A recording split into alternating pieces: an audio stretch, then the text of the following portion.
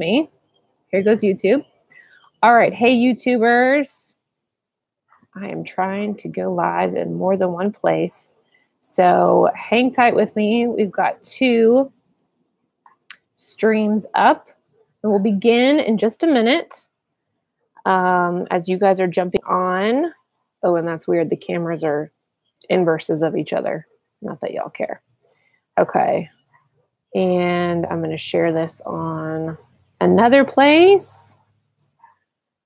Hold on. Here we go. Live. Share to the group. If you're not in the group, come get in the group. Growth Mindset for Kids group. If you're not in there, by the way, I'm Erin Monahan, and I run a business about growth mindset for kids. All came from my own perfectionist kid. I'm a recovering perfectionist. So if you're a perfectionist or you deal with perfectionists, you're in the right place. And that's what we're going to talk about today. Because a lot of times parents are very aware that their child is a perfectionist, but they're not sure what to do about it. There's not a lot of tools out there from my own research and what I learned. And so I started to create my own. I've been working on growth mindset for about 3 years, and never occurred to me to apply it to my kid until we had some stuff going on at school. And it was very, very obvious that this needed to change pretty quickly just for his quality of life. So if that's you, if that's what you're experiencing at home or in your classroom, if you're a teacher, I know a lot of students deal with this as well. So we're going to dive in here. I just want to make sure I am showing up in all the places. Okay, it looks like we are in there. Okay. All right. So welcome. I'm so glad you guys are here. This is my first time live streaming in multiple locations. So we're going to see how this goes. Let me know if you can hear me. Let me know if you can't hear me. We'll find out later. But welcome. Comment in the comment box. If you're just jumping on, I answer everybody. So if you've got a question, feel free to type it in the comment box. If you just want to say hi, let me know where you're watching from.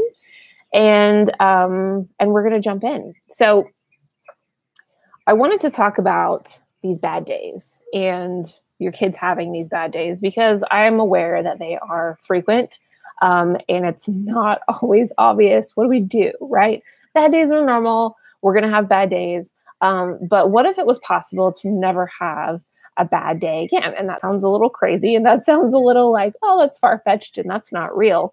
But with the right mindset and with the right thinking patterns, you actually can. So I want to show you how to do that because it's going to help your child.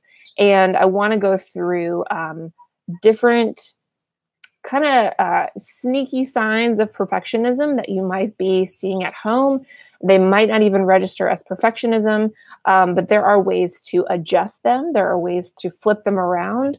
So your kid isn't stuck in this pattern of anxiety and stress and depression and defensiveness and frustration and just that snowball effect of if one thing's wrong, everything's wrong. Okay. And we all go there. Okay. So like nobody's exempt, and it's not bad. And what we want to avoid is that happening like all the time. Okay. So we're not trying to keep you or your child from feeling human emotions. That's not the goal here. All I want for you is to be able to change it and know how to change it and help your kid get out of that negative spinning of just feeling like everything is falling apart. Okay. So this started a couple weeks ago when my kid came home and he was like, I just had a bad day. And he didn't say it like that. This was like right before bed, and he was really tired based on everything that we had done that day. And so it's always a little bit more dramatic. So it wasn't just, oh, I had a bad day. It was, I had a bad day, right? Like total meltdown. Like the world just came crashing down, and it's like right before bedtime. And I was like, buddy, like what is going on? So one, I knew he was tired, and take that into account. But also like I was totally shocked because we had just spent the day at the zoo. He had just played with his friends for like another 2 hours after that zoo trip, and then he went to soccer practice, which is like his favorite thing in the world. And so I was totally mystified as to how could this possibly be a bad day? Like you did everything fun that you wanted to do. Okay. So if you've ever been there where your kid is being a little bit of a drama queen, don't do the thing that I did, which was say, oh, you're joking, right? Like you're joking? Like, look at all this stuff we just did. Like this was not this. How is this not amazing? Okay. Don't say that. It's very insensitive. And like, obviously his tears told me that he was decidedly not joking. So my question was, what in the world could have happened? And he proceeded to tell me, the stressful half hour before we left the zoo, that colored his entire day. Things started to fall apart. Everybody was tired. Everybody was hungry. He didn't have time to go to the gift shop. The bathroom lines were long. So there was like an accident that happened. And I know he was embarrassed about that. It was very hot. It actually wasn't very hot, but it felt hot. And no, the water fountain was not good enough for this situation. And so these few moments just like totally erased his perfect day, right? And so he walked around the rest of the day. I don't know if he thought about that the rest of the day. He probably did, but it was upsetting enough that it started to come out at bedtime. He was really upset about it. So I'm thinking about this, and I'm thinking, well, how often does this happen to us as adults, right? We have a few annoying things that happen in the morning, and it just starts to snowball into this horrible day. Or there's a weird interaction at work, maybe with your boss or a coworker, or something tense happens. Maybe it was only 10 minutes, but like you think about it the rest of the day, it keeps you up at night. You're worried, you're stressed, and we let it like worm its way into our minds, right? Or it's a disagreement with somebody, or a mistake, or you think somebody's mad at you, or a misunderstanding, or you just simply envision that whatever it was going to go differently, and you're disappointed. Okay? Totally normal. All those things are normal. We're humans. We're going to get disappointed. And as humans, we resist change. It's normal. Like we're built for change, but we also resist change. We know what is comfortable and safe. We know what we like. We know where we feel safe, even if it makes us miserable, right? Like you might be in a bad relationship, but it's all you know. And so it's comfortable and safe, and that feels safer than venturing out on your own. Or you might have financial problems and you don't know how to get out of it, but doing something wild and crazy and risky feels wild and crazy and risky. And it's more comfortable for you to stay in this little struggle that you've got going on. Okay. So things like that, new jobs, even if we're miserable at another job, it takes a lot for us to really think outside the box and go for that new job because it's unfamiliar and we don't know what it's going to be like here. Even though we're miserable, we know exactly what to expect. Okay. So for any perfectionist, you have this idea in your mind about how it's going to go. And if anything changes, then it really throws off your groove. It throws off my groove. It turns that comfortable into uncomfortable, and we don't like that. Okay. So all of that is normal. To your perfectionist child, the world is ending. It really and truly is. And minimizing that does not help them. It's also important to remember that their perspective on the world, you've learned how to deal with these small situations. You learned how to get through them, but they don't know, right? So while their perspective is different than ours, it's also very much the same. So let's just take whatever happened at the zoo. If shopping was a highlight of a trip that I took, I would be super bummed out if I didn't get to go. Okay. And if I was waiting in a long line for the bathroom and I had to wait so long that I made a mess on myself and I was now embarrassed and I had something to clean up and like I didn't want people to know, like that sucks too. Like legitimately, I'd be like, okay, I can see how that was not a fun experience and how that probably colored the rest of his day, because I know how that would color the rest of my day. Or if I was hot and tired and had to go sit on the bus and I was watching all my friends have these nice cool drinks and I didn't have one, like that's lame. Okay. Like just put yourself in their shoes for a minute and you'll get it right away. It's like, okay, yeah, like I would really kind of be upset about that. But we don't do that. We don't do that often enough. We tell our kids to calm down, just get over it, stop being so upset, you'll be fine. And their feelings get swept under the rug. Okay. And that's where we can do better. It's easier for us to pull rank than it is for us to deal with the uncomfortable emotions of our kids. All right. So, and truth be told, it often triggers our own uncomfortable emotions that we probably never dealt with. But we can talk more about that later. My point is, when I stopped to think about what my kid was actually experiencing and talking about it with him openly, I could see that these small moments really had an impact. Okay, obviously.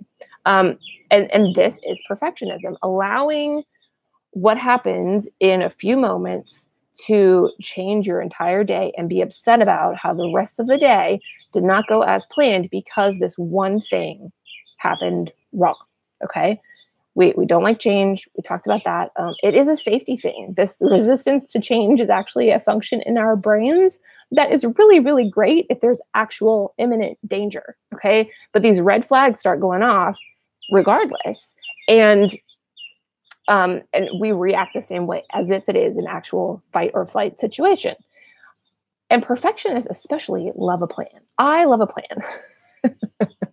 I love the control. I love the expectedness. I love being certain of what is coming. And I like imagining that it's all going to go exactly as it was supposed to, which never happens. You think that I would get on board by now and be like, you know what? It's probably not going to happen that way. Let me prepare myself mentally for a few snafus, but I don't do that. I think it's going to happen. I bank on it. And then when something comes up, like I totally freak out. It's uncomfortable. I resist it. I get like grouchy about it. And so like all these cues start to come on that my husband could probably tell you exactly what they are when I am like put out that something did not happen according to my plan. Okay. And these are the cues that you can start to look for in your child because they are doing them. Okay. They're little clues into their perfectionist behaviors. And if you know what they are, then you can help them not only get through them, but you can help them change their thinking over time. This is not a one and done thing, you guys. Okay. I'm sorry to tell you, this is not a one and done thing. But over time, if you're intentional about it, if you can repeat this with them, they will start to change their behaviors because they're changing their thinking. Okay.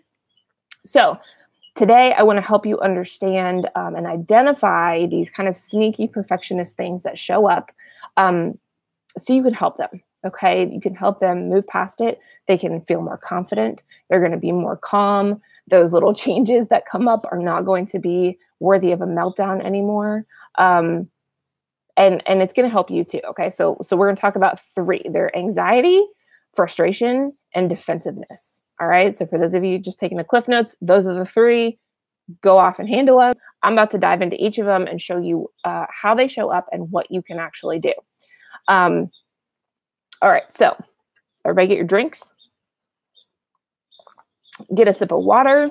I don't know why I decided to sit out here in 91-degree weather, but I thought this was a good plan. Okay. So let's start with anxiety. Hello, whoever's watching, say hello. If you're on YouTube, jump in the comment box. Tell me that you're here. I love that you guys are watching. So anxiety, very simply, and excuse me, because I'm jumping back and forth between screens here. Trying to look at everybody. I'm so glad you guys are here. So anxiety essentially is a form of fear at its basicness, okay? So if your child is anxious and worried all the time, let's just be real about it, okay? We're nothing if we're not real parents. It can be exhausting. I know it so well. And it can honestly be a little embarrassing for you when this happens in public, when your kid is the only one that's having the anxiety, they're having the meltdowns, and like it looks like no other kid that ever happens to them. Number one, that's not true, but I know how that feels. And you don't know how to make it better. You don't know how to fix it. You don't know how to help them. You get it, right? Because Lord knows that you are a little bundle of nerves yourself, most likely. I know that was me. I'm waving at you, but you just learned to live with it. You learned how to cope. You learned how to get on with your life, right? You didn't let it stop you because you're obviously here and functioning as an adult or as best you can. So we know that anxiety in large amounts is not healthy for the body, right? Because your cortisol is up like 24/7. It leads to chronic health problems. But it also keeps us from reaching our full potential, and it's keeping your child from reaching his or her full potential. And being afraid all the time means that you're feeling relieved just to make it through the day unscathed, right? Like you survived, and that is good enough. And that is kind of a crummy life, right? Like that's not fulfilling your potential, and that's not going after your dreams. That's not doing anything that you really want to do. Like you're just like, yes, I made it through another day, and that day turns to months, and that months turns to years, and it perpetuates, and pretty soon, like decades are gone from your life, and you're like, what have I been doing? Okay, so this is important. In a child, this can show up in the really obvious ways, right? The things that we know, the nervousness, the tears, saying I don't want to, or I'm scared, or just, like really obvious, like we don't want to do that, we're going to avoid it, and done. But there's other more sneaky ways that this can play into this too.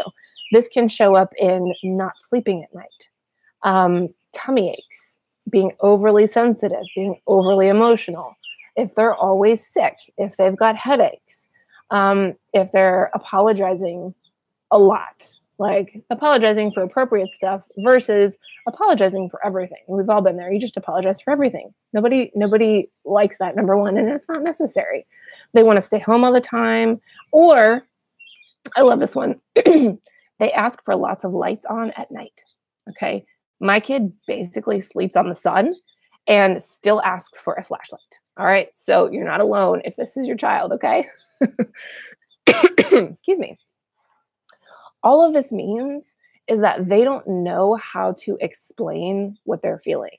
Okay. Think about it. Like if you didn't know what nervous meant or anxiety meant, like how would you describe that? It's kind of hard. It's like, well, I have this feeling in my stomach, or I just feel uncomfortable. Like they don't have the words yet. They don't know what these things mean. So you got to watch them. Okay. And just notice, are they having those symptoms? I listed a bunch. You could probably go research a whole lot more. Does it seem like you're having to do like so much just to help them to be comfortable in life? Okay. I get it. If so, it's okay. Do not fear. Tons of people have survived this. They've overcome it. So can you. I'm about to tell you how. Okay. So here's what you can do. This takes massive patience. All of this. All right. I already know you have massive patience because you're a parent, but this one thing alone will help their feelings shift a lot faster. Okay. And much more effectively. I want you to sit and listen to them. Like seriously, let them pour out their little hearts to you. Let them tell you everything that's going wrong. Let them tell you exactly why it's horrible and life is over. And instead of telling them that it's going to be okay, because we don't know, right? That's kind of a lie. I mean, generally you do, but I want you to just kind of get down there with them. Ask more questions, okay? Pull out more fears. Dive into it with them. What are they really scared of? And be brave about this, okay? Go there with them. I know this sounds like scary, like, oh my gosh, like now they're going to be worse, but that's actually not true. They just want to be heard. Feelings just want to be felt. And isn't that what we all want, right? We just want to be heard when we're upset, even if it's irrational, especially when we feel like the world isn't quite right and we need someone else to know it. There's, what is it? Comfort in misery, misery loves company. And honestly, you just want someone to talk you off the ledge and to tell you that it is going to be okay. All right. But first you want to be heard. So do that. And it's easy to just tell them you're going to be fine. Just go to sleep. Like I do this too. So I get it. But then they're left alone with their fears and they don't have anybody to guide them. Okay. You are their guide. This is, I mean, we all do this. We all need this. This is what our closest friends are for. This is what we look for in a partner. So we can be our crazy, neurotic selves and not be judged, right? I mean, at the end of the day, you're like, I want someone to know how ridiculous I can be and love me anyways. Okay. Even if that's just a best friend or it's a partner or it's a family member, like it doesn't matter.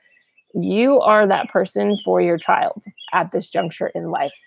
And I know you want them to be telling you things when they get older. And this is how. You've got to listen, like really listen, not just like sit there, nod your head, but really listen, ask questions, get on their level and validate every little emotion and fear. And the kicker is you got to let them know that those feelings are okay. The way that they're feeling is okay. Okay. There's no judgment around it. We just feel how we feel and it's okay. Okay. And if you do this, it will not take as long as you think. It's probably going to come up at bedtime. So just anticipate it. Okay. They need permission to just feel their feelings in a safe place and to know that what they feel matters and it's okay. Like, where else do they have this in the entire world? Like, you are it. Okay. So that's anxiety. All right. Let's talk about frustration. Number 2. If you guys have questions, Amber's here. Hi, Amber. I just saw your comment. Glad you're here. If you guys have any questions, please let me know. I'm looking in chat box here. So feel free to ask away. Excuse me. All right, let's talk about frustration. So total transparency here. This is not solved in our house, by the way. We're working on it. That's why this business exists. But by no means are we perfect. Like not even close. So I'm going to use this example so you guys know what I'm talking about. The other night, my kid got so mad about dropping his toothbrush in the sink that he like yanked the faucet handle and it broke. Okay, and he's only 6. So I'm really excited to see what happens when he's 13, but which is why we're doing this. This is why we're doing this work. So the fallout from being frustrated is still rough sometimes. He's just a first grader. And I'm not totally sure why he got angry with himself, but it happens, I'd say kind of often, not like it used to, but it's still there. And that's where kind of a lot of this came from. And me trying to help other people like me. So like, what the heck? There is nothing wrong. First of all, there's nothing wrong with feeling frustrated or expressing it, obviously with boundaries. So they're not breaking your house. Okay. Very important. The problem comes in when they're frustrated with themselves instead of a situation. Okay. It's very different. Situations happen, things that you can't control. Plans go south. People flake out. Unexpected shit happens. Like that's life. And understandably, we get a little miffed and put out about things sometimes. And that frustration around circumstances is totally normal. Very different than being frustrated with yourself.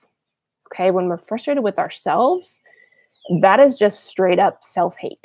It is because it has the potential to never end. We mess up on something and we just start to berate ourselves about it. We replay that tape over and over and over in our heads, probably the rest of the day, possibly the rest of the week, of how stupid we were or how incompetent we are, like over and over and over again. And we are judging ourselves way harder than we'd ever judge somebody else. Okay, we don't give ourselves the grace that we would offer to other people. We beat ourselves up for doing less than perfect. And we put ourselves down about just about anything, right? And women in particular are excellent at this. We're just magicians at it, right? And all of this is just straight perfectionism. It really is. That's all it is. And it's mean. It's very, very mean to yourself. Would you be mad at your child? Here's a great way to catch yourself, okay? Would you be mad at your child for doing the thing that you failed to do or not doing the thing that you failed to do? Would you be so unforgiving and judgmental of them for forgetting something, being late? I don't know, fill in the blank. Would you berate a young person of any age or even a friend of the same age or a family member or a loved one for just failing at something? Like, no, of course not. But we do it to ourselves every day. And it is toxic, totally toxic. So if your kid is being hard on himself or herself, this needs immediate attention. Okay. I want you to watch them again and see when they get frustrated. And just notice, see if you can separate it. Is it with the situation or is it with themselves? All right. If it's with themselves, here's what you can do. First and foremost, wait for them to chill it out, okay? And direct them as you need to. Like, we beat up our pillows, not our sink fixtures. Thank you very much. But allow them, like we were talking about with anxiety, to feel whatever they need to feel, okay? Don't try and help them just yet. It's useless. When we're angry, we don't want somebody to help us. We don't want someone to throw solutions at us. We don't want someone to tell us to feel better, right? Personally, it just pisses me off if someone's trying to help me and I just want to be mad. Okay, so give me the space to feel my feels. They want the same thing. Once he's calmed down or once she's calmed down, then let's talk about it. Start asking questions, and you may need to dig in a little bit to help you understand if it's the situation or like a personal attack. Example questions. Why are you upset? What happened? And let them explain to you in their words are a great starting point. And then just keep going, based on what they tell you. The goal is to eventually help them realize and help you realize if they are upset with themselves. Are they being hard on themselves? Are they judging themselves? Are they being mean to themselves for being less than perfect? Okay. And this is where you can start to change their thinking into a more positive self-talk. So I'm going to make up a conversation based on this situation that happened in the bathroom. I'll just use myself as an example. So he got mad at himself, dropping his toothbrush. I don't know why that made him upset, but whatever. He's tired. Yanks the sink, it breaks, and he's off in his room still being upset. So he comes down, he comes out, and we start to talk about it. Buddy, why were you so upset in the bathroom? What was going on? Well, I kept dropping my toothbrush. Oh, it made me mad. Why did it make you mad? Because I kept trying to do it and it wouldn't do it right. Okay, he's 6. So I help him think through the problem. What's actually going on? Okay, so you were frustrated. You couldn't get it to do what you wanted. Okay. Yeah. And help them to name the feelings, help them to name the behaviors if they're having a hard time. Okay. Like just saying, it wouldn't do it right, like help them think through and process, okay, what does that actually mean? And then commiserate with them. Oh my gosh, that's annoying for sure. I totally know how that feels. I get frustrated too. And he'll often ask me like, what? So I give him some example. Well, this time that I blah, blah, blah. And I had to try again. But then I turn it around and I say, do you think that makes me a stupid person or a bad person or however he was feeling because I had to keep trying and I couldn't get it right the first time? And they will look at you and be like, no, of course not. Okay. So get them to even try and judge you. They're not going to do it. Of course not. So you don't have to feel bad about it either when it doesn't work. It's okay. Okay. And so you go on like this. So what you want to do is, the goal here is to reinforce the idea that their behavior is very, very, very separate from who they are. They think they're connected. Okay. They think their behavior is the same, or their ability to be successful at whatever it is, be perfect, is connected to their sense of self-worth. Okay. And that's why we put so much pressure on ourselves, because we've got these things intertwined and our brain is confused. And so we keep doing things to try and prove ourselves to the world when they're two separate things. Okay. Who you are as a person is not what you do. It never is. It never has been. Okay. So you're going to start trying to help them get these things separated in their minds. Okay. I love you no matter what you do. I'm here with you no matter what you do. It doesn't matter how many times you mess up. I still love you just the same. Okay. And so you're going to work towards getting them to understand and see this too. Okay. And again, the best way to do this is to be the example. All right. So let's jump into defensiveness and then we're done. And you guys, please ask questions if you've got questions. So defensiveness, number 3, sneaky. Hallmark of perfectionism that we don't even really think is a thing. Okay. It's just, well, we're just defensive. Defensiveness is a person who can't handle clarifying questions. All right. They're already on edge, worried if they're going to get found out as truly not being good enough. Okay. The only thing, and I come from a place of experience, the only thing worse than our brains spinning this lie of inadequacy is the confirmation of it from others. Okay. So even if that's not happening, we're going to defend our position like tooth and nail. Okay. Like, don't question me. I did my research. I read all the books. I did all the stuff. Like, I know my stuff, right? That used to be me. I didn't know how to have a disagreement, and I would fight back, even if I thought I might be wrong, because if I was wrong, then that meant I was unworthy. That meant I was unlovable. So I was defending my worthiness as a person, because again, our rightness and our perfection tendencies are connected to that sense of worthiness. Okay, and so that's where we get confused. So if anyone questioned my position, I thought they were questioning like me as a person, and I didn't know how to even consider if I might be mistaken, right? Because I did all the work and I figured out my facts, and so every discussion felt like an attack or a confrontation. And if you've either dealt with somebody like this or you are somebody like this, it's okay. All right. Self-forgiveness. But needless to say, I didn't have very many deep conversations because there was no room to converse with me about anything. Okay. So this might feel like this is your kid. And if your child is being defensive with any question that comes up, whether it's large or small, it's simply the fear of being wrong. It's simply that fear of being found out, okay, that you're not good enough after all. And the fear of not being good enough, plus the fear of being found out, plus the fear of being wrong, kind of all rolled into one kind of like explosive response. Okay, that defensiveness, it's a protection mechanism. Okay, that's all it is. And it comes from this feeling of being unsafe. So why does my kid feel unsafe? He has a great home. We have the lights on. We've got air going. He has food on the table. Like, we go to a great school. We live in a great neighborhood. He has friends. Like, how can my kid possibly not feel safe? Okay. Which is the question we ask ourselves as parents, because it doesn't make any sense why your kid does not feel safe. Okay. But it is a real thing. And here's what you can do. First of all, please, please, please do not blame yourself. Okay. We usually don't know what we did.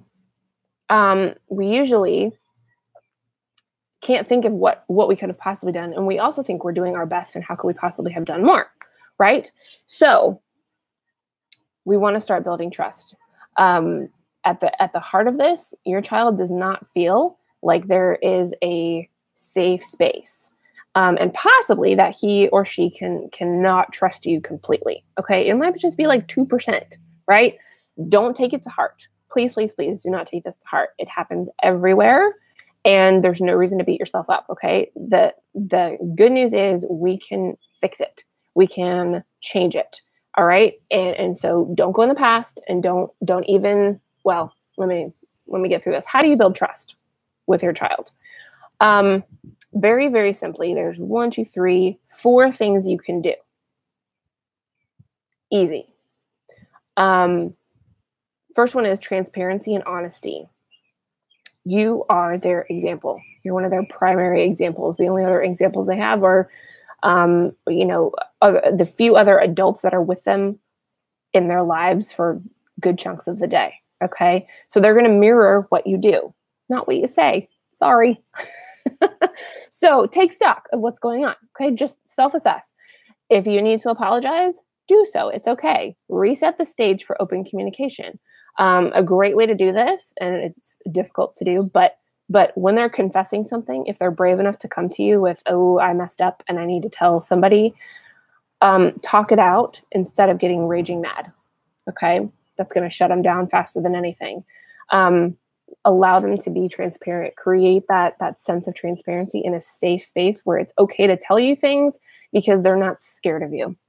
The second one is actions. Your actions have to match your words. And this is like, of course, but are you saying one thing and doing another? For example, maybe you say you want to spend time with your child. Yes, buddy, I want to play with you. Yes, like we can do all these great things. But when that time comes, either you're like, oh, I don't really want to, which is also okay. All right. You don't have to spend every waking moment with your child, not advocating that. I get those feelings. Or maybe you said yes to something and then you spend the whole time on the phone ignoring them. Also guilty. Okay. Sit outside. Mommy watch me play. Okay. And then I sit there and I do this. All right. I'm totally guilty. Okay. It's easy to do. All right. But there's little things like that that they're going to notice. And it's going to break a little bit of that trust. Okay. The third thing, be open to feedback from your child. This can really be tough, but the ability to look at ourselves can make all the difference. You're not perfect, and neither are they.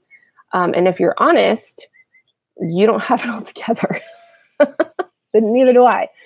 And every day is like a big giant experiment because you're dealing with humans and children, and it's just like, I don't know what to do. Like, let's just try this.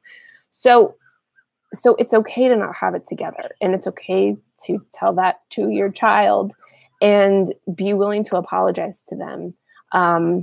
Relationships are a two-way street. It's not a relationship if you're not able to receive feedback about what they like, what they don't like, what hurts their feelings, and assume that you're perfect already, and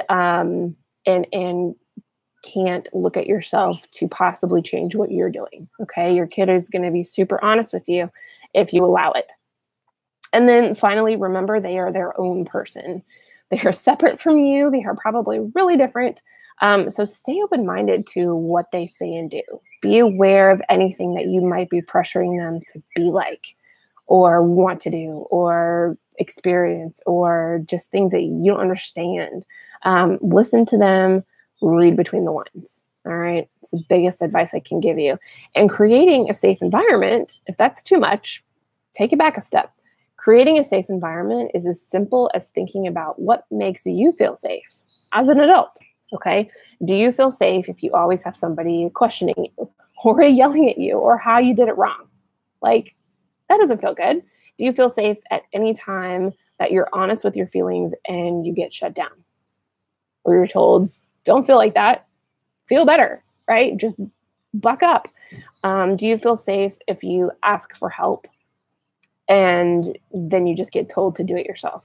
Like, nobody's willing to help you. You're struggling. It's obvious. And nobody's there to help. Do you feel safe if you're left alone to fend for yourself and you don't know what to do and you're really scared about it? No. Okay. So put yourself in your child's shoes. How are you interacting with them? So these are the behaviors, the anxiety, the frustration, and the defensiveness that you can start to notice and start to address. And it comes down to very, very simple things. Listen, be transparent, be a real person in front of your kids, treat them with respect and honesty. Like, it does come down to common sense. Rest assured that 99% of the population does not know how to adjust this way of thinking. Okay. Our society tends to make it worse. All right. So you're up against a lot, and I get it. You are the biggest asset to your child in helping them change. The great part is, once they learn how to do this, they'll be able to do it their whole lives. Okay. So you're creating better habits right now that they're going to be able to use forever, which means, and all of this means, turning these thoughts around and listening to them and establishing trust and noticing their behaviors and talking it out and really hearing them allows them to grow the capacity to turn any bad day into a great one. Okay, so these are lifelong skills. I would love to know how this goes in your home. Try it out. Send me feedback. Let me know what's working. Let me know what's not. Comment below with whatever is going on, and come join the free group. There's a Facebook group. It's called Growth Mindset for Kids. That I run. I'm in there every day. This is shared in there right now, and a whole bunch more stuff that I share in there on a regular basis, where you can actually ask me for help in a much more interactive way. So I'd love to invite you to come in there. Go check out the blog if you want this in writing, erinKmonahan.com. And thanks for watching. You guys have a great day, and I'll talk to you soon. All right.